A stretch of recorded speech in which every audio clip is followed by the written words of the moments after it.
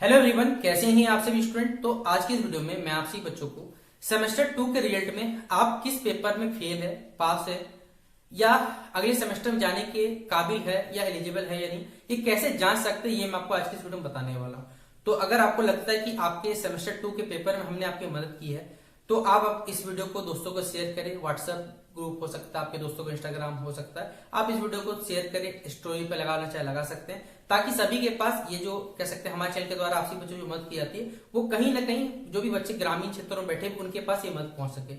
आपका एक छोटा सा स्टेप कहीं ना कहीं कह सकते हैं जो पढ़ने लिखने वाले बच्चों उनकी मदद कर सकता है। तो जैसा आपका इच्छा रहे आप लोग कर सकते हैं, वो आपकी मर्जी रहेगी। बाकी चलिए वीडियो को हम शुरू करते हैं। वीडियो पसंद आए तो वीडियो को लाइक करें, चैनल पर न्यू आए तो सब्सक्राइब करें, साथ में बेल आइकन पे क्लिक करें ताकि इसी प्रकार जब भी हमारा न्यू वीडियो आएगा तो सबसे पहले आपको अपडेट मिल जाएगा। ठीक है, और बाकी डिस्क्रिप्शन बॉक्स में टेलीग्राम का लिंक मिलेगा। अगर आप वहां जुड़े हुए रहते हैं, कोई भी अगर अपडेट आता है कॉलेज या यूनिवर्सिटी द्वारा तो वहां शेयर किया जाएगा।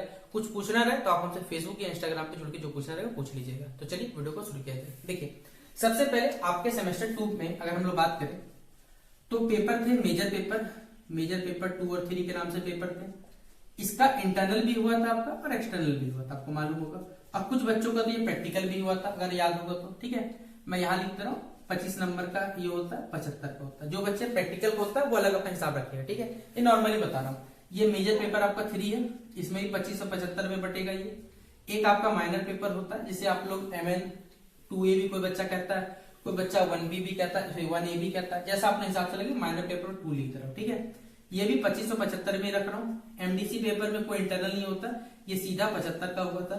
AC पेपर आपका सीधा 50 नंबर का हुआ था, और जो सेक पेपर था जिसमें डिजिटल या मैथमेटिकल था, ये पेपर 75 नंबर का हुआ था। हर क्वेश्चन 1.5 नंबर का था, ये बात आपको याद होगा। इस प्रकार अभी हाल ही में आपने सेमेस्टर 2 का पेपर दिया है।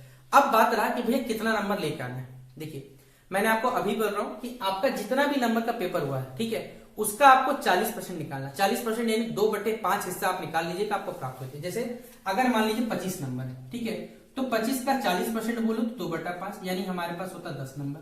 25 का है तो 10 नंबर लाना है आपको। अगर मान लीजिए 20 का है तो 8 नंबर लेकर आना है। अगर 75 का पेपर हुआ तो 30 नंबर लाना है। 60 का पेपर हुआ तो 24 नंबर लाना है।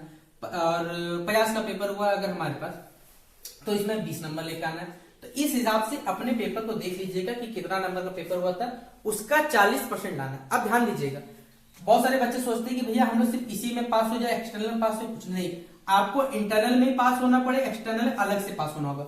दोनों पेपर में अलग से अगर आप पास होइएगा तो ही जाके आपका ओवरऑल आप उस सब्जेक्ट में पास कराइएगा, अदरवाइज आप उस पेपर में पास नहीं कराइएगा। इस बात का ध्यान दीजिएगा। बहुत सारे बच्चे सोचते हैं कि भैया हमारा इतना नंबर 33 या 40 नंबर जोड़ के आ रहा है, फिर भी हमको फेल कर दिया। अरे बेवकूफ आदमी, आपको इंटरनल में भी अलग से चाहिए, एक्सटर्नल में भी अलग से पासिंग नंबर चाहिए, तो ही जाके आपका ओवरऑल रिजल्ट जो होगा वो पासिंग कहलाएगा, वरना पासिंग वो नहीं कहलाता। इस बात का ध्यान दीजिएगा। ठीक है, अब ये पेपर तो रहा 40 नंबर। बोले भैया अब क्या है कि हमारा जो सेमेस्टर 1 में हम 2 पेपर में फेल थे या इस पेपर में 1 फिर भी यूनिवर्सिटी हमारा रिजल्ट फेल दिखा रखा है। क्या कि यूनिवर्सिटी का क्राइटेरिया है कि भैया 12 पेपर में से 9 पेपर पास होगा, या फिर फर्स्ट ईयर में जो सेमेस्टर 1 और सेमेस्टर 2 मिलाकर 75% आपका रेट होना चाहिए, तो ही जाके आप सेमेस्टर 3 जा सकते हो। वरना आपको यूनिवर्सिटी वाला सेमेस्टर 3 जाने नहीं देगा।